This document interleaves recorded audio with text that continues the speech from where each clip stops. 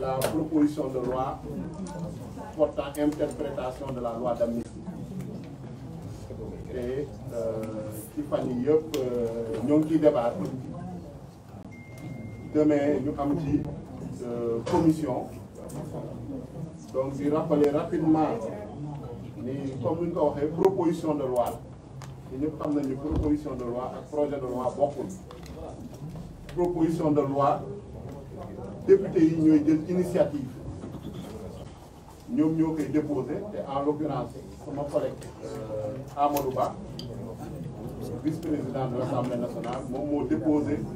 proposition de loi mais da ko déposé moom en tant que personne mais proposition de loi bi ça engage tout le groupe parlementaire de Pastef les Patriotes. Beneen bi di wax ni procédure législative parce que suba war nañu examiner proposition de loi bi en commission mais lu jiitu loolu fekkee suñu déposer proposition de loi ba pare bureau bi da koy saytu bureau bi su ko saytoo joxe ci xalaatam jébbal ko président de la république tamit joxe ci avis après ñu soog a réunir la conférence des présidents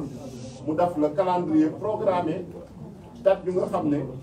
moom nañu war a examiner la proposition de loi en commission ensuite en séance plénière ba pare identifier la commission ou les commissions permanentes qui sont compétentes nga xam ne ñoo war a saytu proposition de loi bi ñoom ñoo ko war a instruire donc xam ngeen ne assemblée nationale am na fukk ak ñeenti commission mais suñu commission bu ñu naan commission des lois de la décentralisation du travail et des droits humains mooy commission ba nga xam ne moom la ñu choisir pour mu instruire proposition de loi donc ndaje suba bi ndaje bu nga xam ne waa commission des lois de la décentralisation du travail et des droits humains ñoo fay daje donc dafa am solo ñu koy wax parce que li si bëri askan wi comme que travaux commission yi kenn du ko retransmettre en direct wala en différé souvent du ñu xam lu fay xew donc lu ngeen di gis mooy séance plénière yi te nu ngeen di dégg ñu bëri nga xam ne ñoom ñoo fa gën a bëri coow te pratiquement représenté wuñ fa dara ay benn nit nañuy doon ñoom doo leen gis commission duñu liggéey ce sont de grands absentéistes donc pratiquement séance plénière nga leen di gis ñu ñëw daf di show ñëw daf di spectacle donc il faut que askan wi xam loolu liggéey bi tàmbali na bu yàgg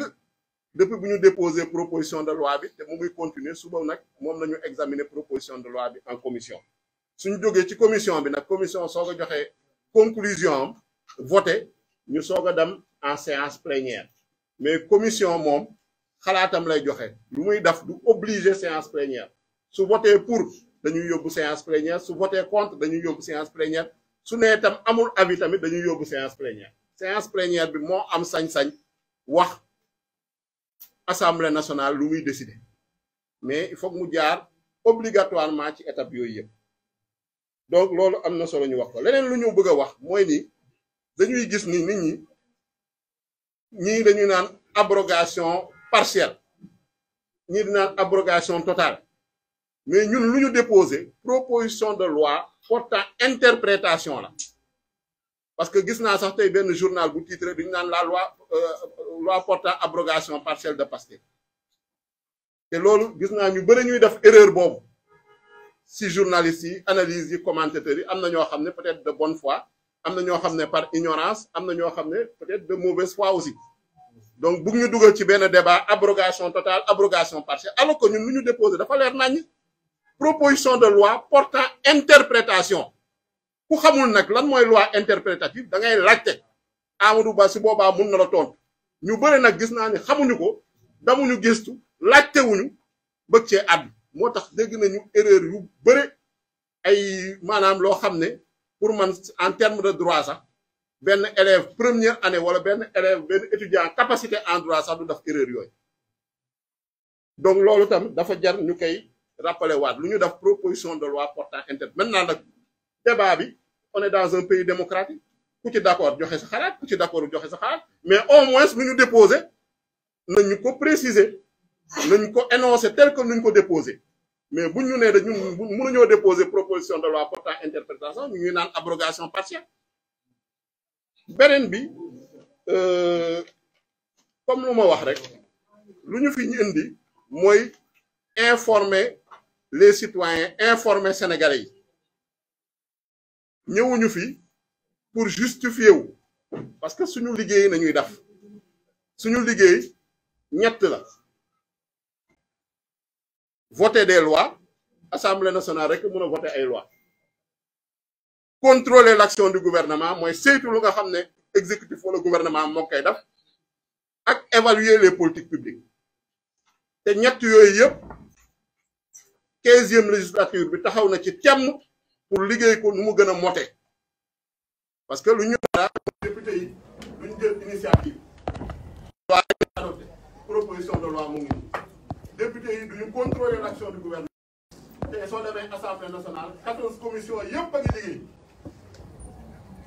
question écrite yi ñu ngi koy déposer question orale yi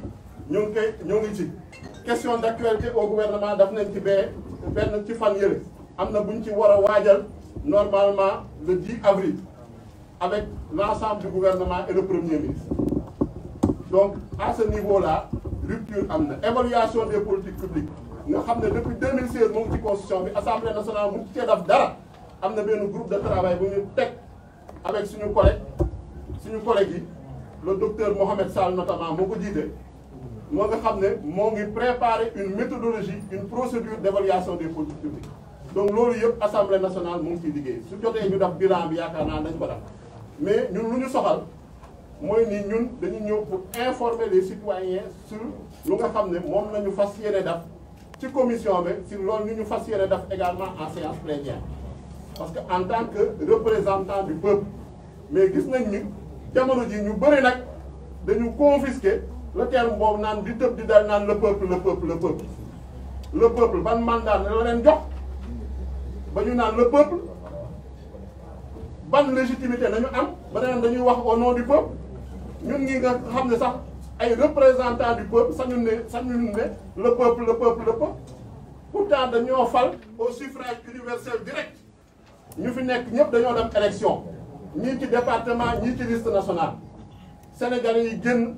voter massivement ñu am majorité ñuy soog a dem assemblée nationale proclamer résultat conseil constitutionnel proclamer résultat yi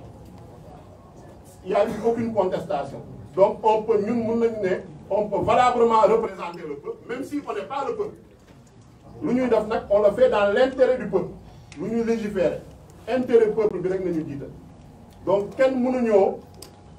menacer kenn mënuñoo chantage wala kenn mënuñoo intimider naan le peuple te représenté woo dara sa bopp rek nga représenté loolu tam nañu bëggoon ñu leeral ko devant les Sénégalais donc information boobu nag ñu bëgg a def tey suñuy wax auteur proposition de loi mu ngi nii toog donc moom moo am yaakaar naa ni toutes les informations nécessaires pour Sénégalais yi mën a comprendre proposition de loi portant interprétation de la loi d'amnistie bi lan moo ko tax a jóg. Donc nous allons passer la parole au président Amadou Ba pour vraiment mu delluwaat ci proposition de loi portant interprétation bi parce que gis nañ ni manipulation yi bëri na désinformation bi bëri na intoxication bi bëri na jaaxaankat ak tappalekat yoo xam ne xamuñu si dara ci droit xamuñu dara ci loi d'interprétation xamuñu si dara ci assemblée nationale nu muy doxee ak procédure yi ku nekk ngay wax te maîtriser woo ci dara donc ñu jox parole ñoo xam ne au moins ils vont donner la bonne information aux citoyens pour que ku nekk nag yow nga situé wu par rapport à ce débat là mais ñun lu ñu tax a jóg lu dul dara suñu légiférer c'est dans l'intérêt du peuple sénégalais lu nga xam ne moom moo ñu yóbbu assemblée nationale donc merci beaucoup donc je laisse la parole à l'honorable Amadou Ba.